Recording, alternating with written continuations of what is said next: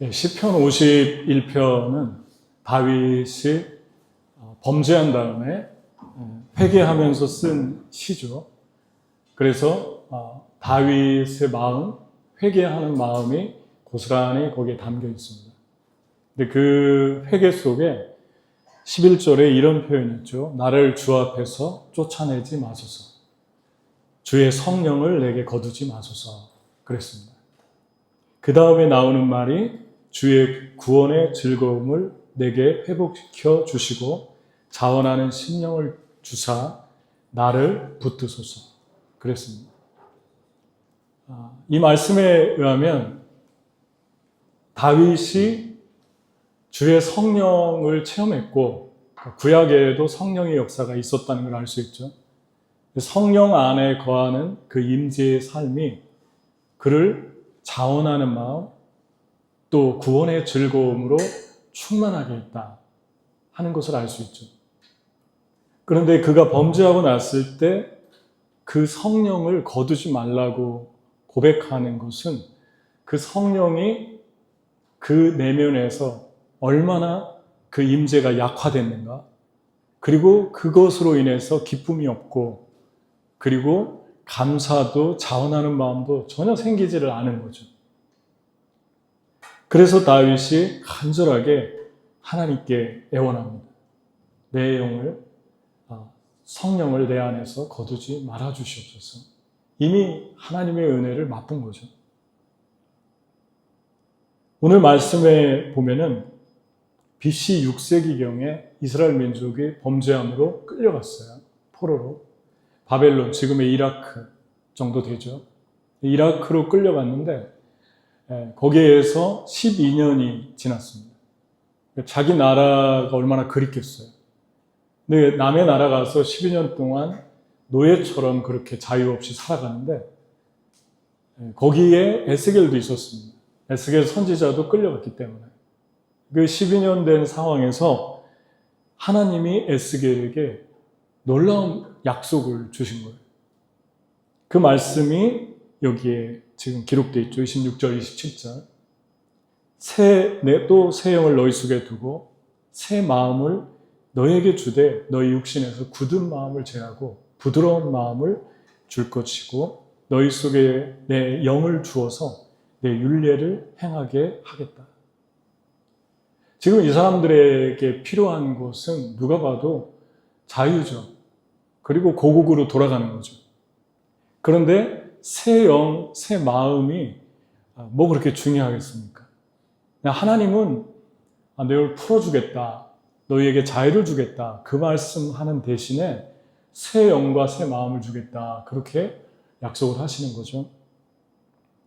여기에서 우리가 알 수 있는 건 인간에게는 두 가지가 있다는 거죠.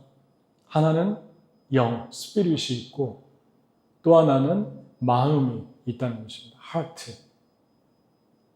그래서 하나님의 영이 우리 안에 임하면 그 영이 우리의 하트에 영향을 주고 그 하트에서, 마음에서 하나님이 기뻐하는 행동을 하게 되고 하나님의 뜻을 알게 되고 다시 그 하나님의 뜻을 행하면 기쁨이 생기죠. 그 기쁨이 우리의 영혼에 영향을 줍니다.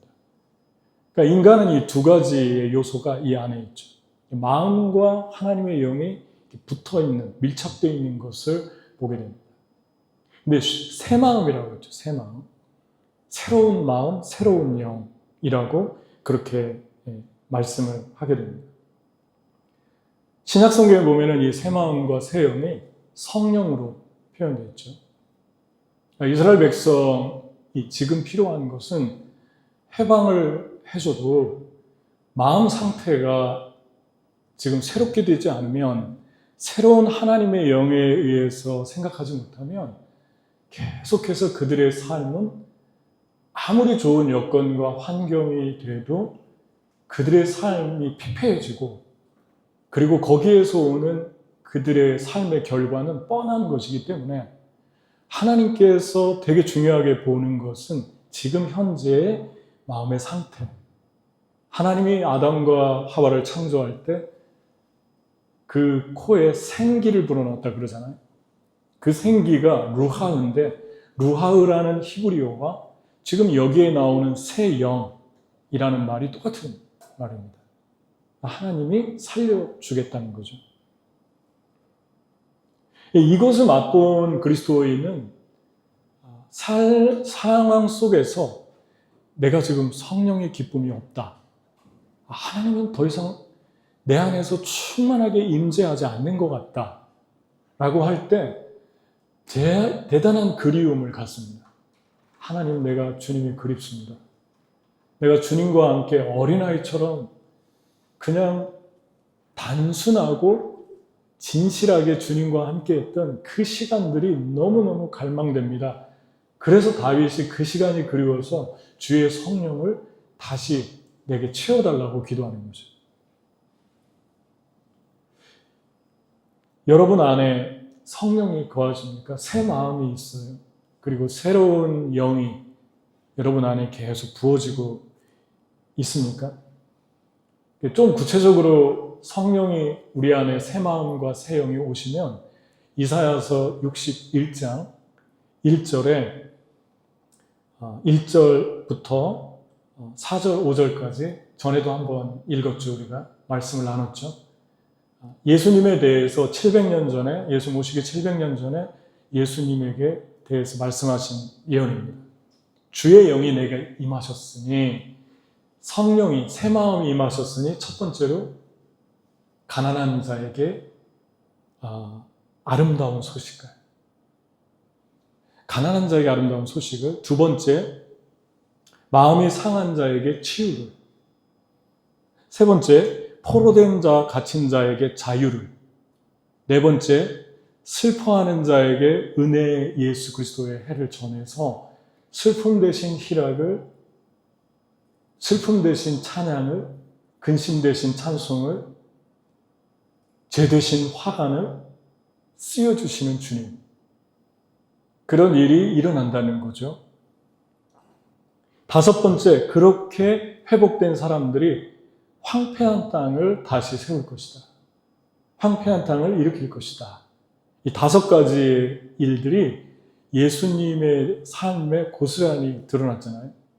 복음서를 보면 예수님이 만나는 사람들마다 이 다섯 가지가 나타났죠. 치유됐고, 갇히고 눌린 자들이 자유케 됐고, 쇠사슬이 끊어져 나갔고, 절망 중에 있는 사람들이 기쁨으로 바뀌었고, 그리고 소망을 갖게 됐고, 가난한 사람들이 가난에서 나왔습니다. 여기 말하는 가난은 영적인 가난도 있고 또 육체적인 가난도 있죠. 근데 이 두 가지는 또 붙어 있죠.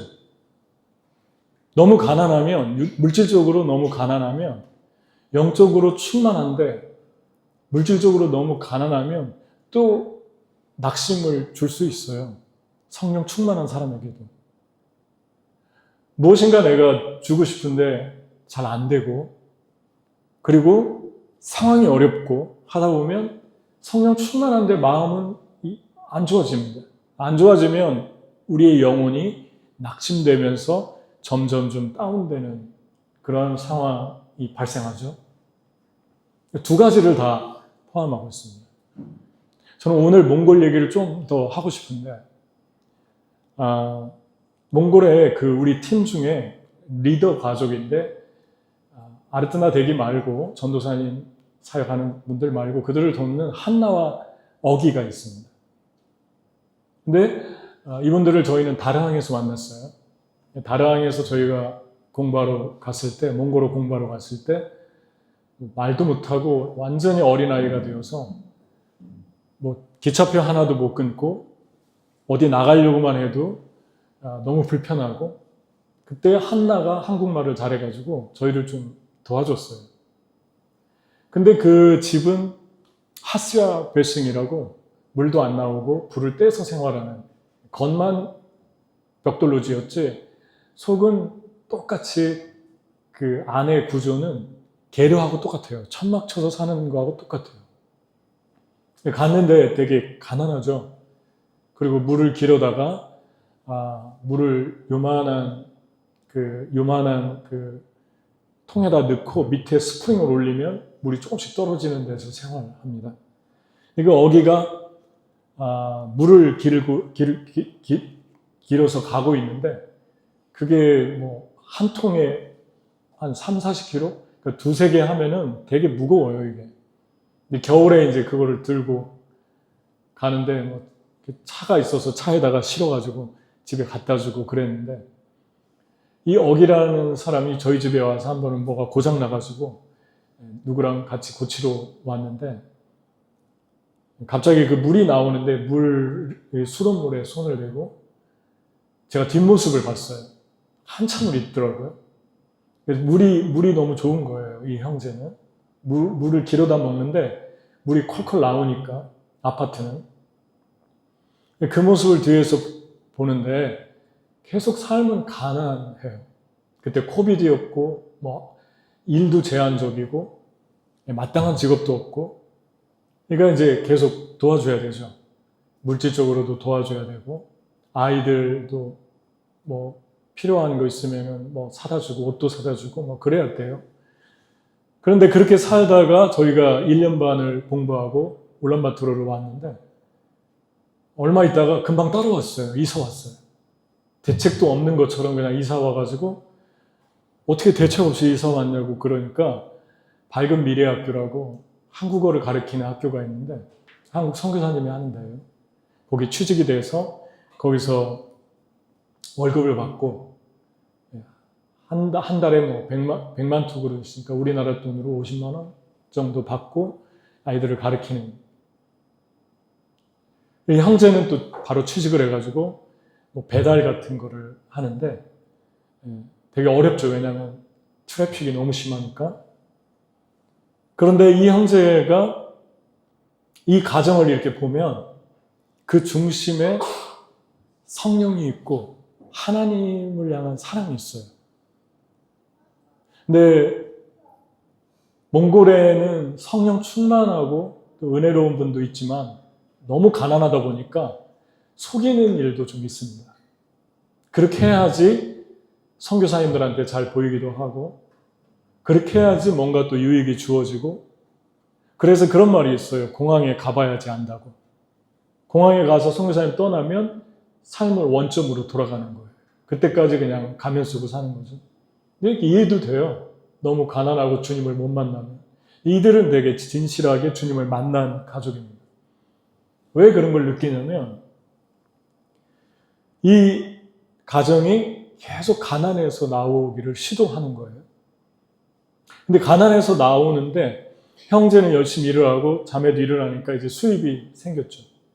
아이들도 여러 언어들을 가르치는 그 한국 학교에 보내고 아이들도 학비도 또 대주기도 하고 저희가. 그런데 이번에 선교를 2번째 갔어요, 형제가. 자매는 좀 많이 다녔는데 직장 때문에. 형제가 담대하게 얘기를 했대요. 평상시에 너무 열심히 일을 하는데 나를 안 보내주면 나는 그만두겠다. 그랬더니 그 회사에서 일을 너무 잘하니까 갔다 오라고. 그래서 왔는데 처음에 갔을 때 이랬더니 겨울에 갔을 때 그 형제의 고백이 난 태어나서 이런 분위기와 이런 모임은 이런 천국은 처음 느껴봤다. 내가 그냥 천국 안에 있는 것 같았다. 그랬어요. 그리고 이번에 아라한가에 2번째 왔는데 또 그냥 직장에 만류에도 불구하고 그냥 왔어요. 얘기하고 일을 잘해요. 되게 열심히 한 성실히 하는 사람입니다. 그러니까 또 보내줬어요. 근데 저는 이 형제가 아무런 상처가 없을 줄 알았어요. 너무 점잖고 되게 마음이 진실합니다. 말을 거의 많이 표현 안 하는데 행동으로 하는 사람이에요.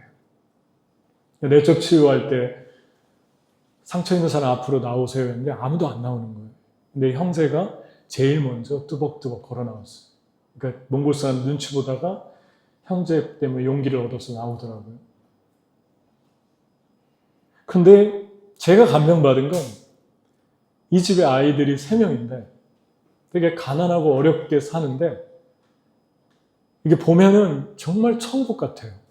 아버지가 밥을 먹잖아요.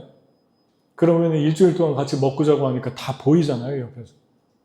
딸이 음식을 들어서 아버지 입에 이렇게 넣어줘요. 그럼 그 모습을 뒤에서 이렇게 보고 있으면 되게 은혜스러워요. 그런데 그 막내 아들, 그 개구쟁이 같은 그 철부지 아들이 있는데 말도 징그럽게 안 되는 애인데 지 아빠한테는 또 음식을 넣어주더라고요. 어디서 봤겠습니까? 그 모습을. 엄마가 아빠한테 해주는 거예요. 그리고 어떤 형제가 그랬죠. 차 타고 가는데 몇 시간? 2시간 3시간 동안 남편 자랑을 하더래요. 자매가. 근데 이 형제는 또 자기 부인밖에 몰라요. 부인 말이라면은 그냥 모든 걸 다 오케이고 따뜻하고. 근데 저는 그 모습 속에서 이 복음이 어떻게 가난한 사람들을 그 삶에서 나오게 하고 어떻게 그들의 삶을 부욕해 하고 어떻게 그들의 인생을 이렇게까지 아름답게 치유해 가는지 그 모습을 이렇게 옆에서 다 이렇게 보는 것 같아요. 그래서 지금 이제 다시 한국에 오려고 그러는데 기적같이 또 비자가 나왔어요. 자매가. 일하는 비자가 아니라 방문 비자도 어렵거든요. 근데 10년짜리 방문 비자가 나왔어요. 그건 기적이에요. 이들 안에 중심이 있어요. 이들은 공항에서 안에 가서 해도 그들 안에 있는 예수 그리스도 그리고 그들 안에 있는 성령의 인도를 따라 사는 사람들이에요. 하나님의 교회에도 충성스러워요.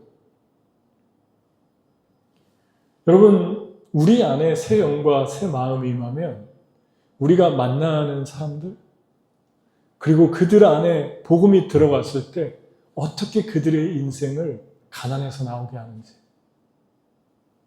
주님은 영적인 가난만이 아니라 영적으로 그들을 지옥에서 빼내면서 물질적인 필요를 계속 업그레이드 시켜줍니다. 업그레이드 시켜서 지금은 너무너무 괜찮게 부유하게 됐어요. 가난 속에서 나온.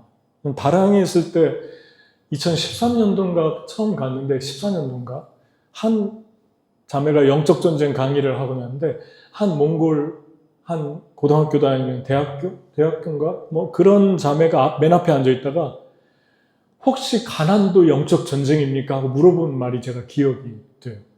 저는 그걸 생각해 본 적이 없어요. 가난도 영적 전쟁인가? 근데 가만히 생각하니까 가난도 사단이 사용하는 도구 중에 하나입니다. 그 체인을 끊지 못하게 해서 그 지독한 가난 속에서 나오는 범죄, 그리고 악의 쇠고리 속에서 계속 그 늪에서 못 나오게 만드는 거예요, 사람을. 평생 사는데 카르마라고 하는 논리 때문에 인도에서는 평생을 길바닥에서 살아야 돼요. 가난의 영이 사단이 그 교리를 만들어서 가난을 통해서 한 사람 한 사람의 생애를 완전히 파괴시키는 그 영을 우리가 보게 됩니다. 우상 숭배와 그러한 논리들. 그 다음에 중간 계층이 있고 몸 계층이 있고 목의 계층이 있고 브라만 제일 높은 계층이 있고 제사장 계층이 있고 이 영을 끊게 해주는 능력이 성령 받은 사람들의 삶이라는 것입니다. 그래서 우리 안에 예수 그리스도가 들어오면 우리의 육신의 굴레도 빠져나오게 됩니다. 치유는 말할 것도 없고요.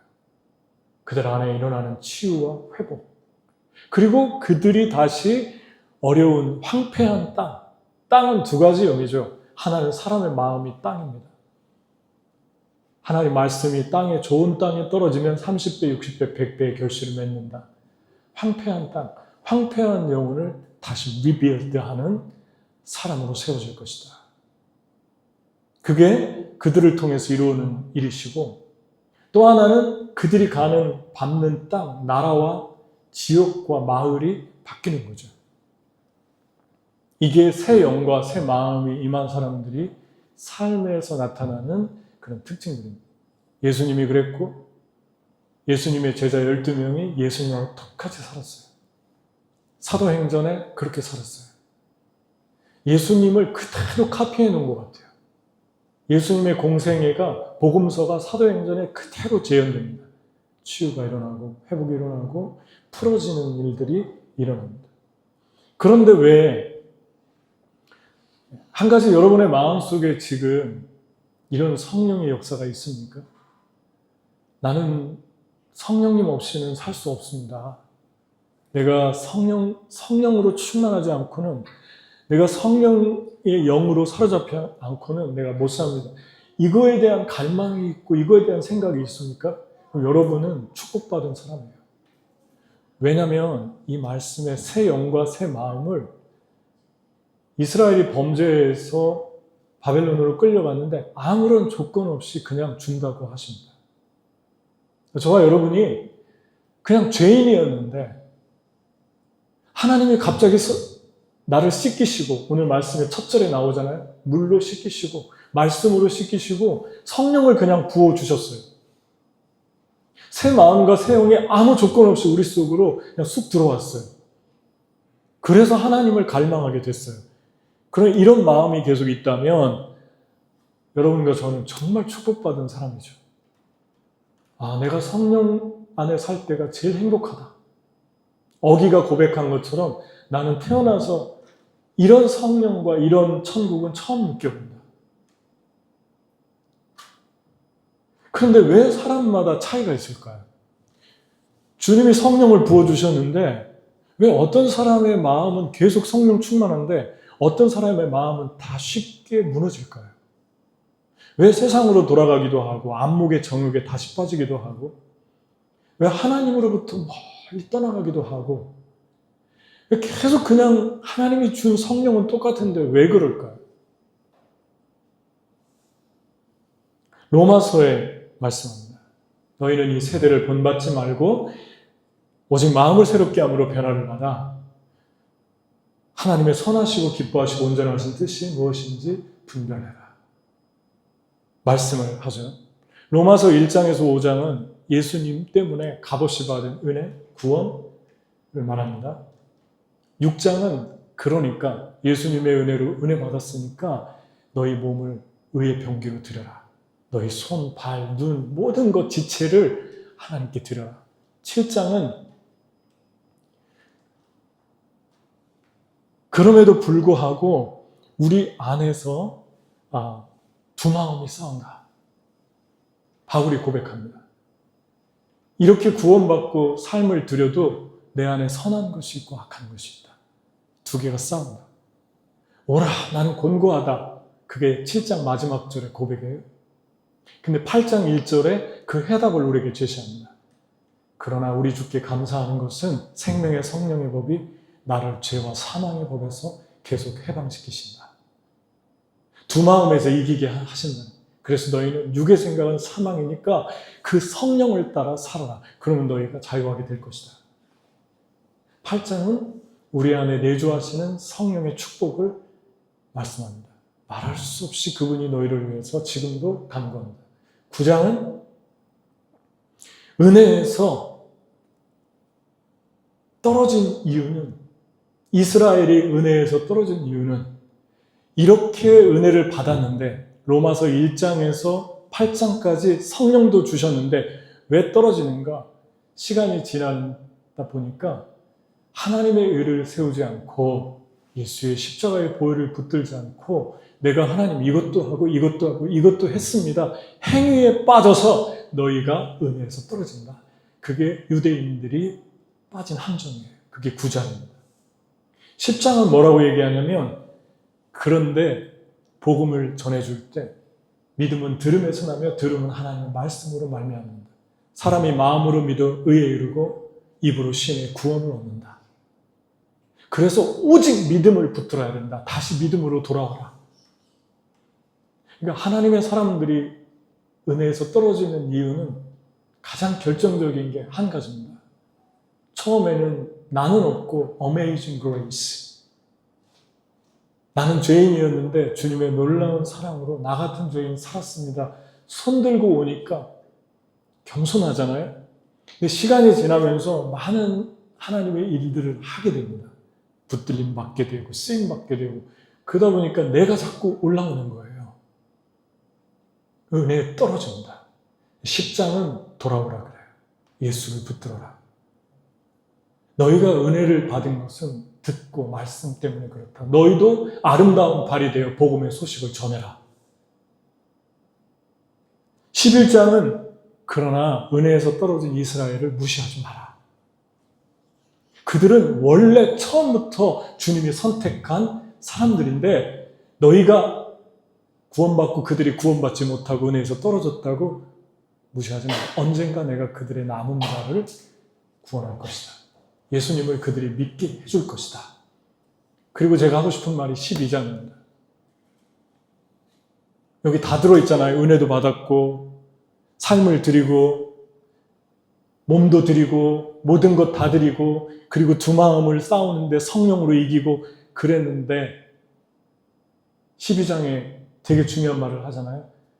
그러므로 1장부터 11장까지 총체적으로 종합하면서 그러므로 너희는 됐으니까 그냥 살면 돼가 아니라 마음을 새롭게 해라. Renew your mind. 그럽니다. 모든 삶의 순간순간에 계속해서 너희 마음을 새롭게 해라.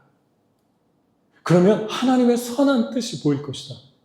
마음은 누가 주인입니까? 우리 주님이 주인이지만 마음 안에는 독특함이 있는데 자유의지가 있어요. 하나님이 우리에게 마음을 주신 것은 로봇으로 만들지 않았어요. 마음의 가장 다른 표현은 자원함입니다. 선택이에요. 내가 내 마음을 새롭게 할 수 있고 새롭게 하지 않을 수 있어요. 그 증거들이 너무 많죠, 여러분. 구약 성경의 요나서를 보면 요나가 니누에, 지금의 이라크 북부 모술 지역입니다. 니누에로 가서 맨날 이스라엘 괴롭히는 니누에 사람들에게 복음을 전하라고 하니까 요나가 싫어하잖아요. 자기 나라를 괴롭히는 건데. 그러다가 어떻게 물고기 뱃속에 들어가고 3일 있다 다시 나와서 결국 가서 외쳤는데 40일 안에 회개하지 않으면 당신들 다 망하고 심판받습니다 했는데 회개 안 하길 바랬는데 다 회개하잖아요. 구원받았어요. 그리고 나서 니느웨의 역사는 어떻게 됐을까요? 그 당시에 이라크 북부 모술 지역의 사람들은 어떻게 됐을까요? 성경이 고스란히 적어놓은 성경이 나훔입니다. 나훔. 3장이잖아요.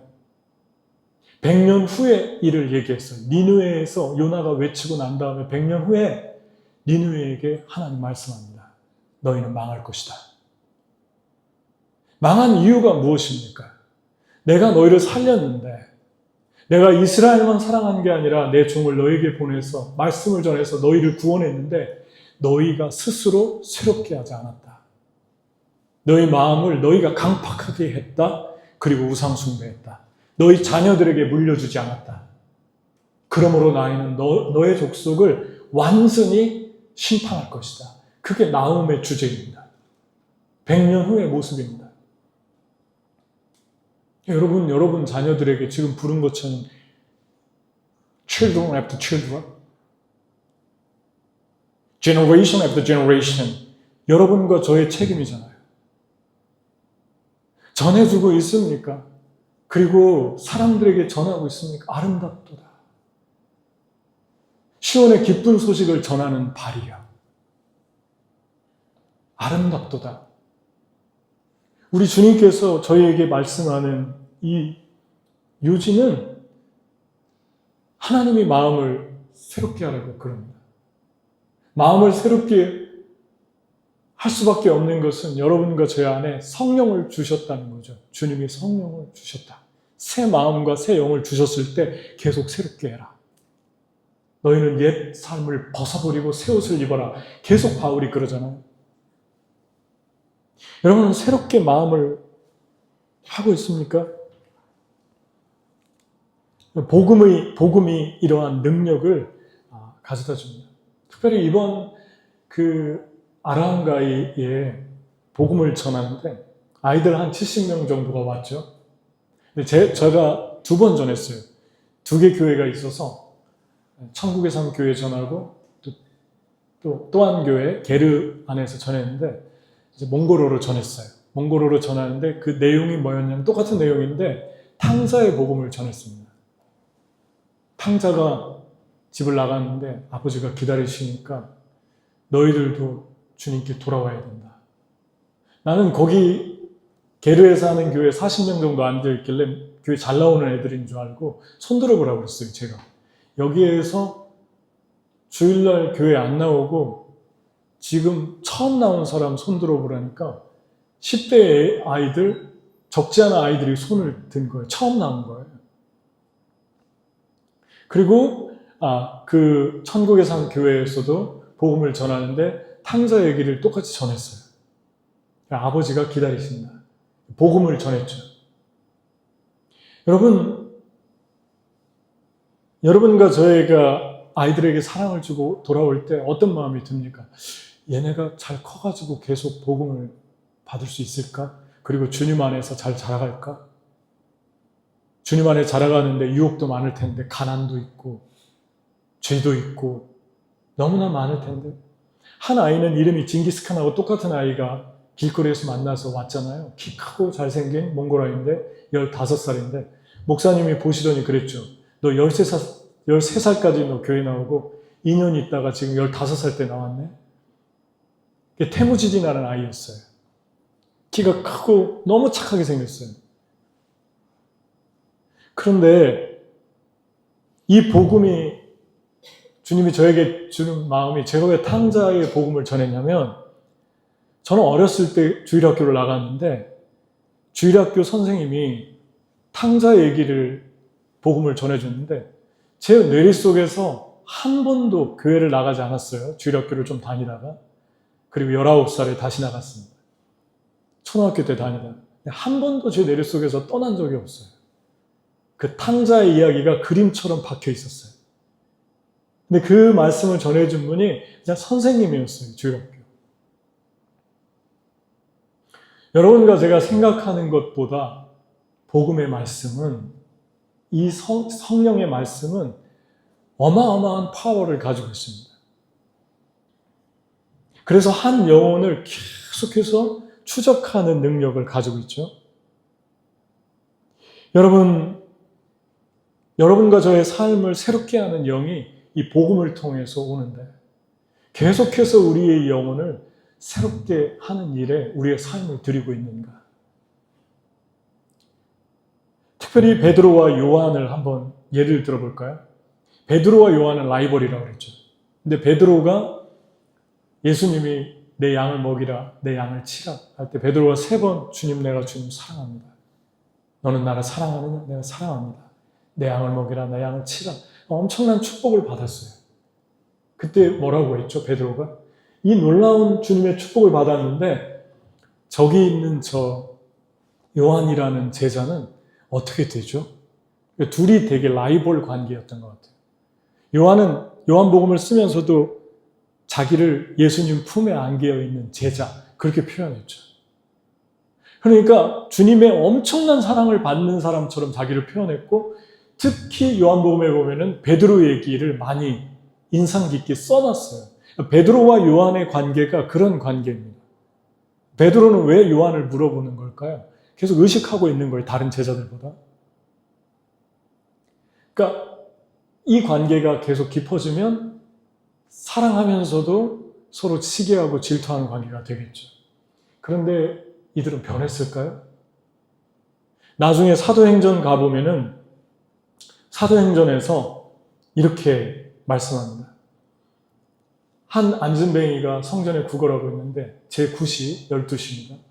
제9시 기도 시간에 성전에 올라갔어요. 베드로와 요한이. 두 분의 라이벌이 성령 세례를 받고 난 다음에 기도하러 올라가다가 그 다리가 나면서부터 못 쓰는 사람을 은과 금은 없지만 나사렛 예수의 이름으로 일어나 걸어라 해서 잡아당겨서 걸었어요. 기뻐 뛰며 찬양했어요. 이 사람들이 이 모습이 얼마나 아름답습니까? 이 사람들이 뭐하러 가고 있었습니까? 성전에 같이 시간을 정해놓고 기도하러 가고 있었어요. 여러분, 이들은 이미 오순절 성령을 파워풀하게 받았어요. 그런데도 시간을 정해놓고 계속 마음을 새롭게 하잖아요. 마음을 새롭게 하는 그 과정 속에, 그 동행 속에서 한 사람의 생애를 완전히 바꿔놓잖아요. 이 소망 없는 사람이 일어난 것은 그의 가난에서 나오게 한 거고, 그의 육체의 가난, 육체 질병에서 나오게 한 거고, 그의 삶을 지옥에서 천국으로 빼낸 거예요. 언제 이런 일이 일어났습니까? 마음을 새롭게 하러 갈 때였어요.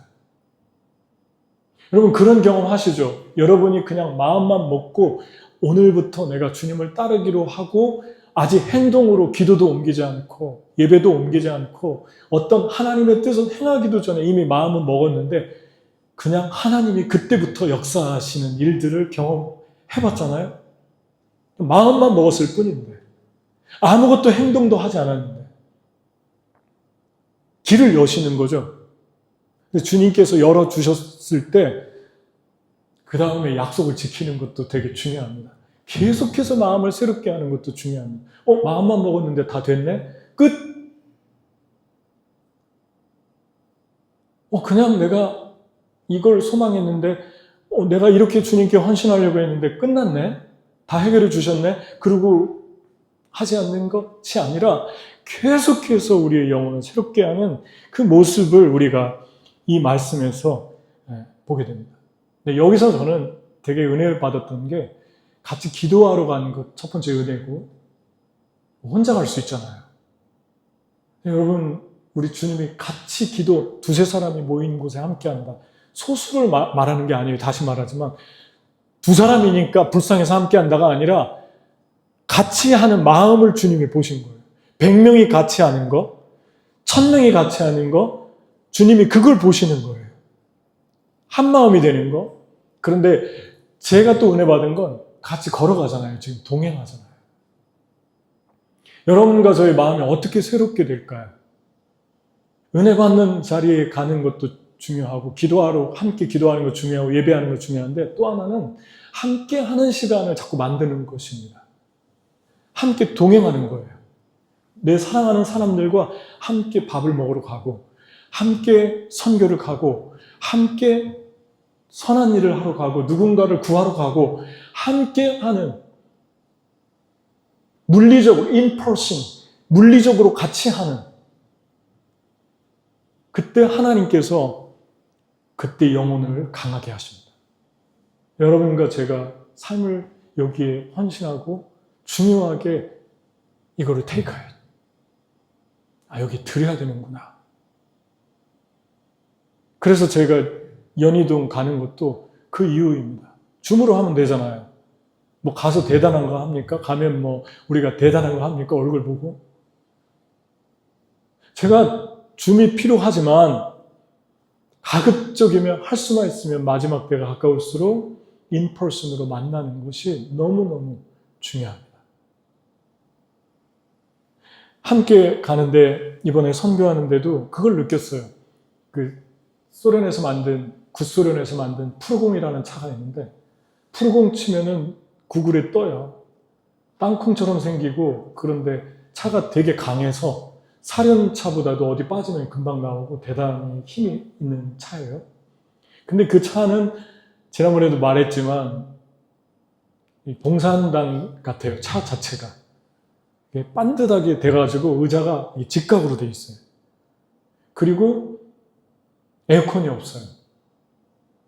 그리고 너무 이게 심해서 이게 바운드가 너무 심해가지고 천장에다가 뭐 스티로폼을 이렇게 달아놨어요.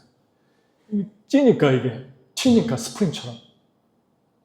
근데 거기에 타고 팀들이 함께 타고 계속 가는 거예요. 저희도 이제 운전하다가 운전대를 주고 우리 형제에게 주고 저희도 이제 사모님하고 거기 타가지고 앉아 있는데 이게 생각보다 많이 튀더라고요. 이게 많이 튀고 되게 이게 터프해요. 근데 생각보다 에어컨이 없어도 시원하긴 했어요. 그렇게 그걸 타고 16시간을 또 마지막 다 마치고 왔는데 마지막 온 그 집이 게스트하우스가 원래 따로 독채로 돼 있어서 그냥 우리끼리 쓰는 그런 게스트하우스인데 너무 지금 한국에서 사람들이 많이 와가지고 다 솔드아웃 됐어요. 숙소가. 그래서 들어가 보니까, 게스트하우스에 들어가 보니까 칸막이로 벙커베드를 1, 2층으로 되어 있는데 저희 남자는 4명이 이미 외국인이 들어와서 주무시고 있는 거예요. 12시 다 됐는데 너무 미안하잖아요. 시끄럽게 하기도. 그리고 덥고 이렇게 다 쳐놨고, 여자 방에 제가 잠깐 들어갔다 나왔는데 여자 방에도 3분 정도가 이미 계신 것 같아요. 화장실은 남녀 공용 조그만한 거 2개 있고. 되게 불편하죠. 되게 답답한 상황이죠. 너무 피곤한데 숨소리도 못 내고 들어가서 조용히 커튼을 닫고 엄청 더운데 자야 되는 거죠. 그런데도 우리 안에 기쁨이 있죠. 그 다음날 그냥 일어나면 기쁨이 충만합니다. 왜 그럴까요? 여기 함께하는 그 동행, 함께하면서 같이 주님의 나라를 일으키는 그 동행, 이러한 것들이 이러한 모든 육신적인 피로 그리고 어려움들을 그냥 넘어가게 합니다. 여러분, 새 마음, 새 영이 여러분 안에 있습니까? 새롭게 되는 방법 중에 하나가 함께하는 거예요.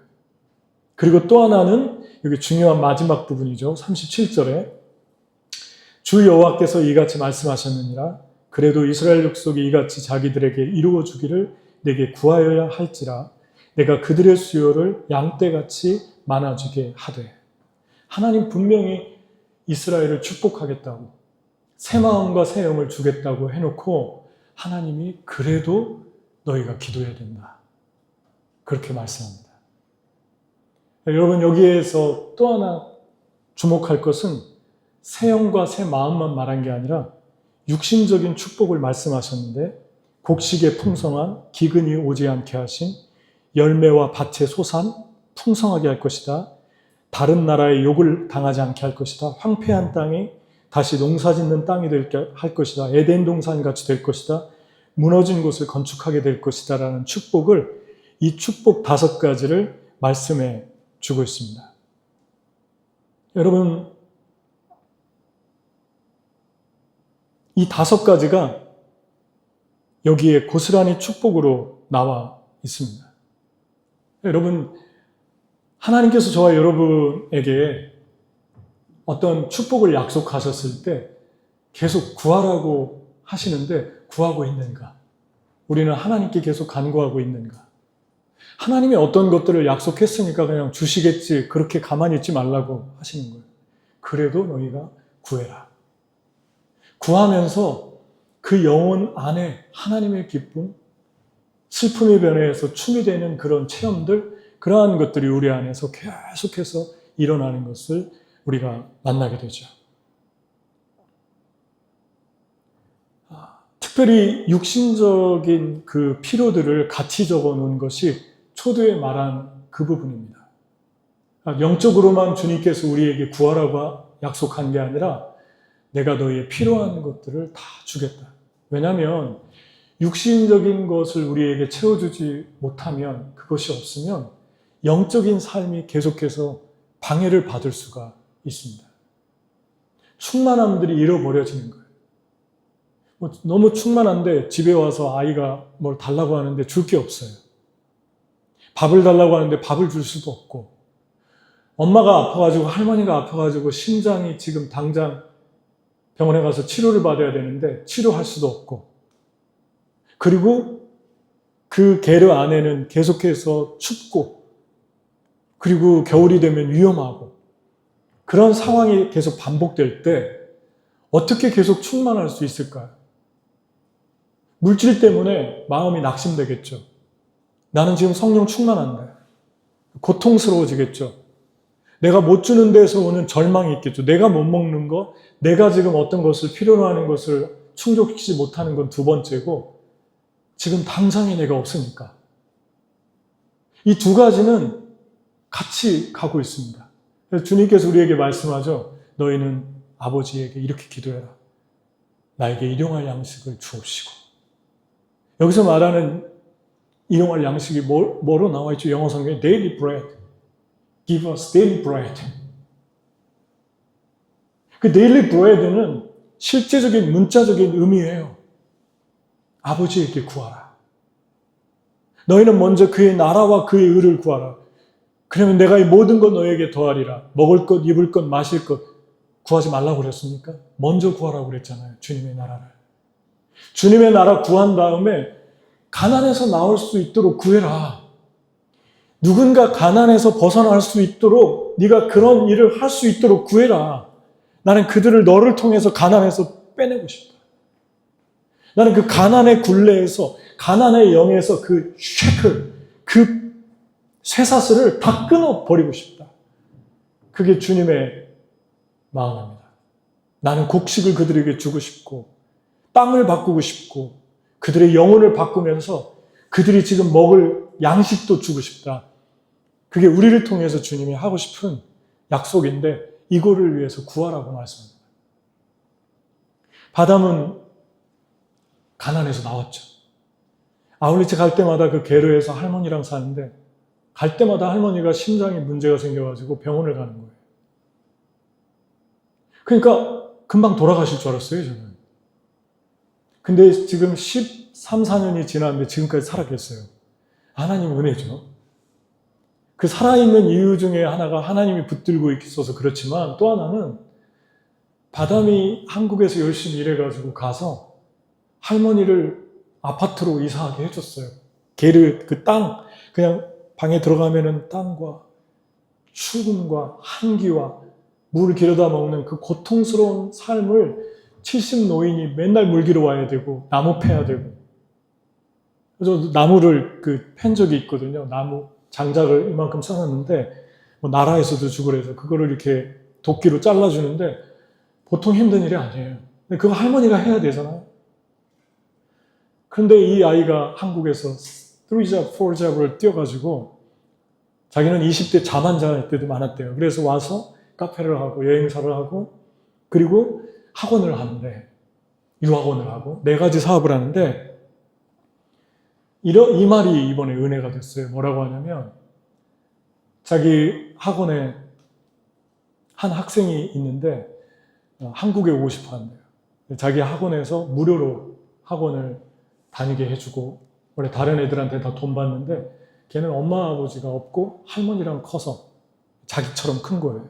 무료로 돈 해주고 카페에서 그냥 파트타임으로 일을 하는데 100만 투구루를 준다는 거예요.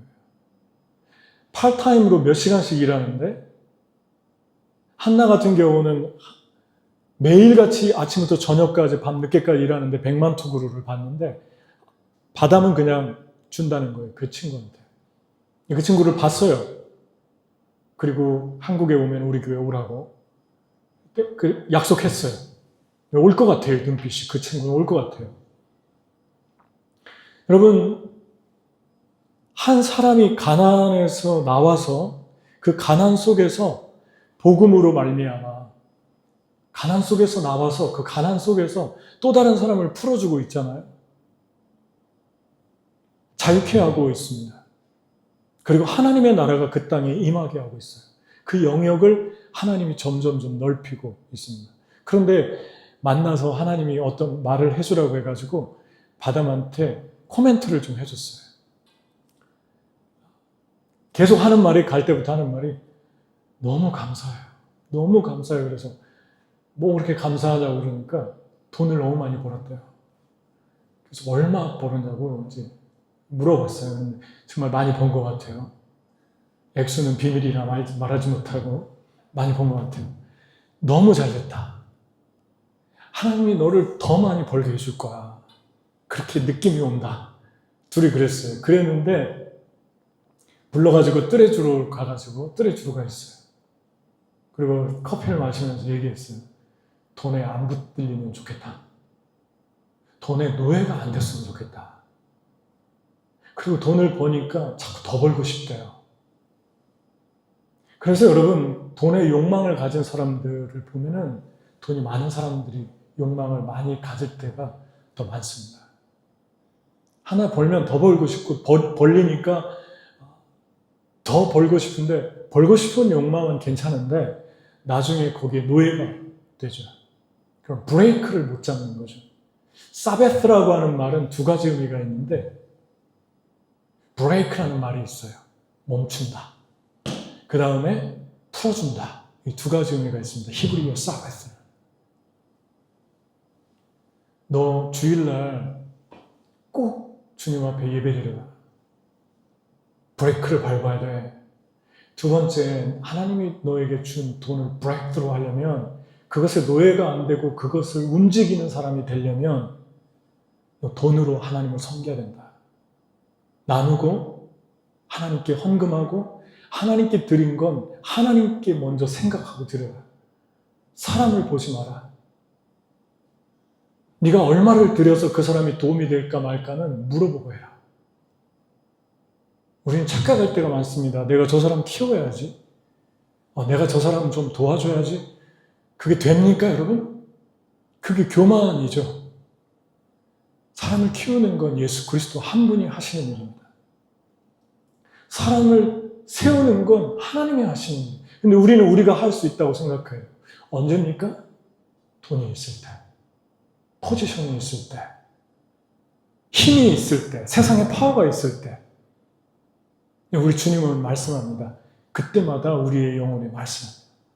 도움을 줄 때도 기도하고 헌금할 때도 기도하고 하나님 바라보고 하는가? 저 사람 어려우니까 이 교회 어려우니까 그렇게 하지 말라고 하십니다. 하나님이 어떤 마음을 주시는가를 하라는 거죠. 여러분 이 말만 하고 마치면 좋겠어요. 이 말씀만. 그래도 구하라. 여러분 마지막 어떤 직장이 되기 직전까지 그리고 하나님이 약속한 어떤 땅을 주시기로 했고 건물을 주시기 전에 영적인 어떤 것들을 축복해 주시기 전에 사람의 관계를 내가 너에게 보내준다고 누군가 그것이 연인일 수도 있고 배우자일 수도 있죠.